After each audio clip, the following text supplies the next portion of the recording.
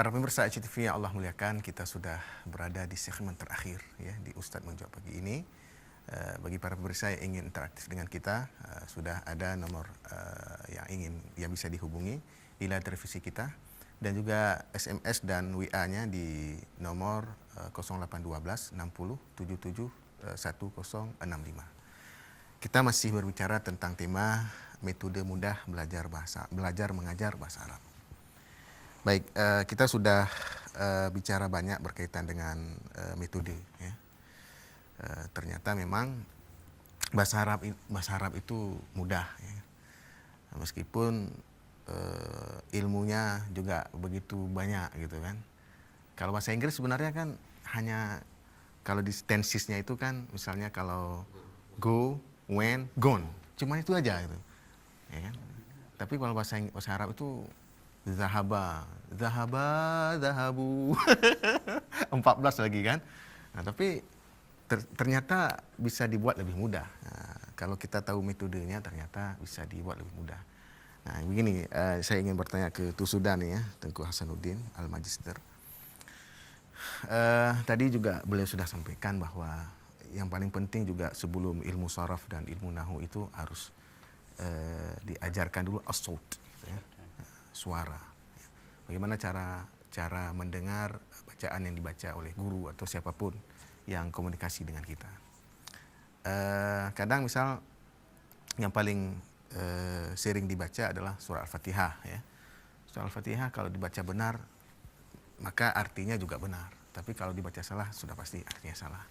Misalnya alhamdu itu kalau dibaca dengan ha itu kan artinya memadamkan gitu ya, menghancurkan atau memadamkan gitu. Alhamdu gitu, bukan alhamdu. Nah, itu kan luar biasa fatal sekali pengaruhnya kalau dibaca salah itu. Nah, kemudian memang lebih kepada saut tadi ya, bukan kepada nahu sarafnya, tapi lebih kepada saut. Itu yang tiga saut, saraf, nahu itu sekaligus. Baik. Nah, kemudian begini, kaitan misalnya dengan nahu saraf yang salah dibaca misalnya. Kalau dalam surah Al-Fatihah ya, alhamdu ya kan, dibaca alhamda misalnya gimana gitu kan? Apakah berbeda arti? Nah, bagaimana tuh Sudan? Kalau dari sisi itu tetap salah, tapi berbeda arti nggak kira-kira kalau salah baris saja seperti itu? Alhamdulillah misalnya kan, alhamdulillahirabbil alamin. Nah, itu kira-kira.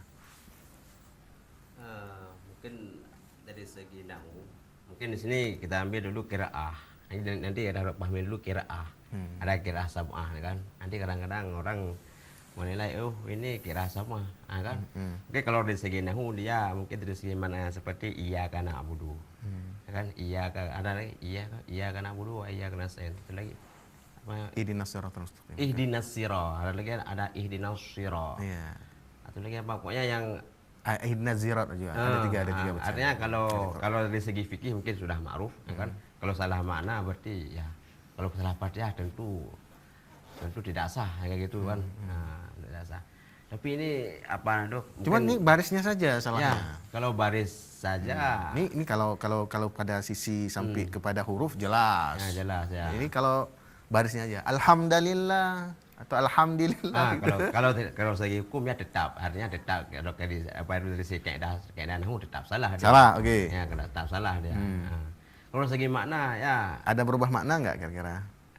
ya karena gini, karena kan dalam bahasa Arab kan ada mufradat ya. Oke. Nah, ada mufradat bahasa Arab. Jadi kalau kita salah mengucapkannya tentu orang Arab juga nggak paham.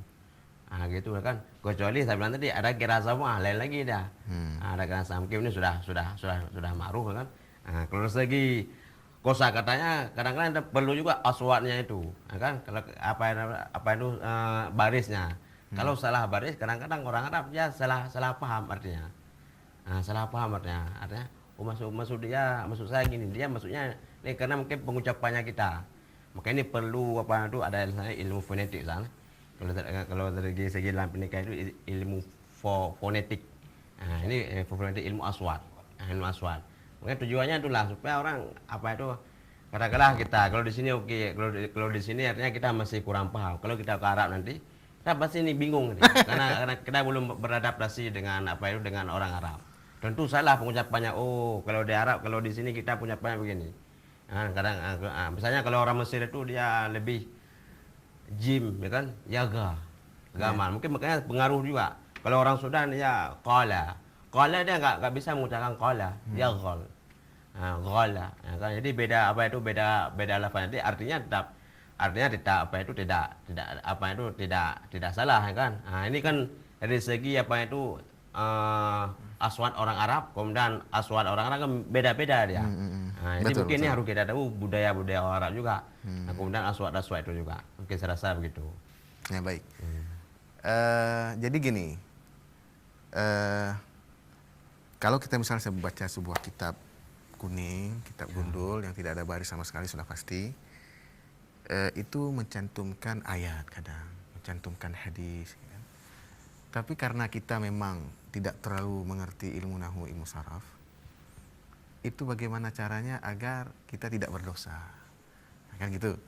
Ada satu ungkapan yang sering saya dengar begini, caranya adalah tajzim taslam, engkau jazamkan maka engkau selamat. Nah, jadi contoh misal ayat innama yakhsyallaha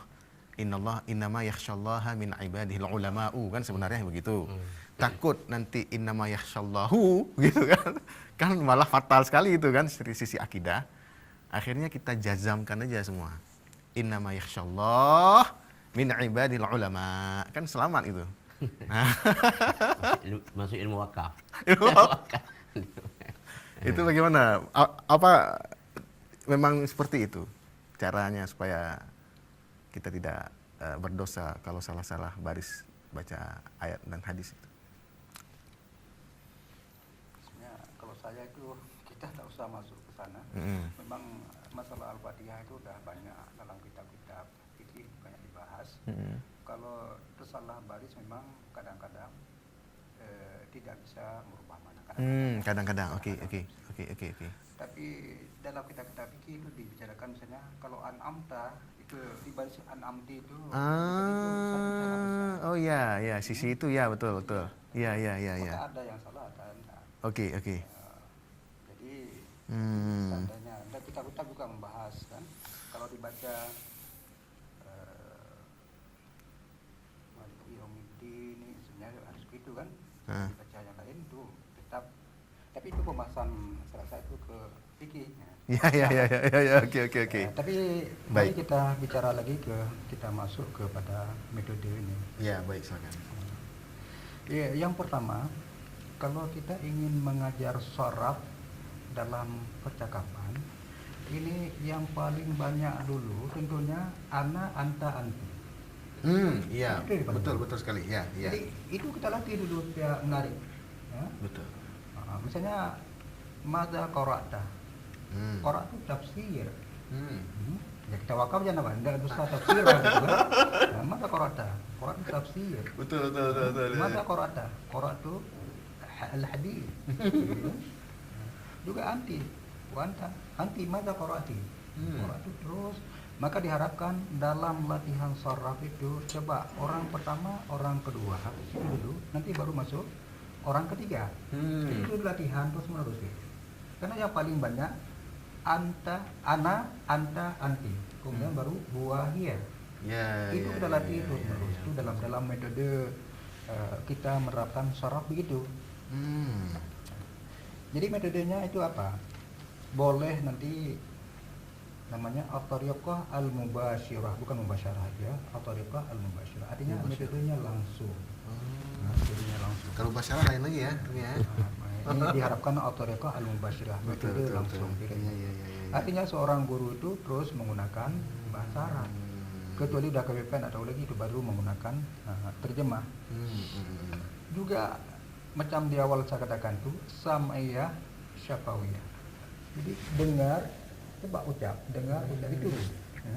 Dengar ucap. Jadi bil muhakah artinya dengan meniru. Mengikuti, meniru. Jadi yang paling penting masuk juga apakah bacaan yang kita harapkan dalam Al-Quran itu meniru, sering mendengar itu sangat penting. Jadi teori nahu itu Sumedang kadang-kadang tak pernah membaca itu. Nah, Masya Allah, ya. Jadi muhakah itu meniru itu sangat penting. Nah, jadi lewat sam'iyah, dengar, ucap terus. Kemudian ada juga ini metode yang dibentuk itu tarekah at-tawassul. Tarekah tawasul. Tawasul dengan sad ya, tawasul.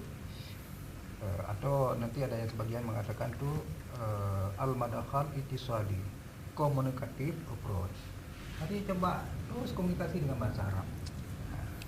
Itu bisa misalnya mengatakan. Dan sering saya katakan begini ya. Ini dalam latihan. Misalnya madza al-maktab qalamun. Al-maktab. Al-maktabi qalamun. Betul. Itu guru itu jangan berhenti. Jangan berhenti shawab atau sahihan. Anda benar. Lalu sudah masuk ke nomor 2, Anda boleh begitu. Jadi madza al-maktab qalamun wa anta madza al-maktab kitabun. Anta madza al-maktab hatif. Terus itu diulang-ulang terus menerus kita perdengarkan ulang. Maka sam'iyah, syafa'iyah atau tadrib. Masya Allah. Jangan qalamun betul. Nanti udah siapa dalam ruang jangan. Ya.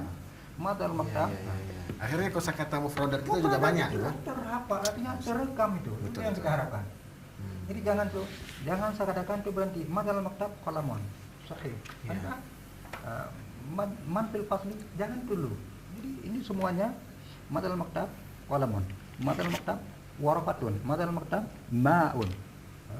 Madal maktab hatif. Terus ya gitu. Masya Allah. Ini yang latihan ini tadrib. Itu sangat penting.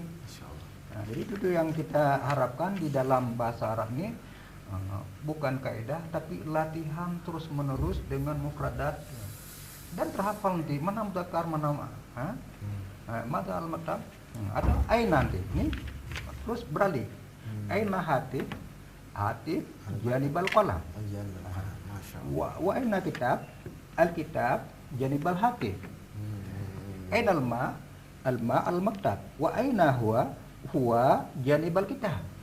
Terus kita putar-putar itu. Jadi ini terus menerus jadi terhafal. Nah, jadi kadang-kadang kita selama ini kan udah betul maju. Kan ini tadaruknya enggak ada, latihannya enggak ada. Jadi yang penting dalam bahasa itu tadaruk. Tadaruknya. Berlatih itu. Ini sangat penting dalam bahasa itu. Saya teringat begini, Ya.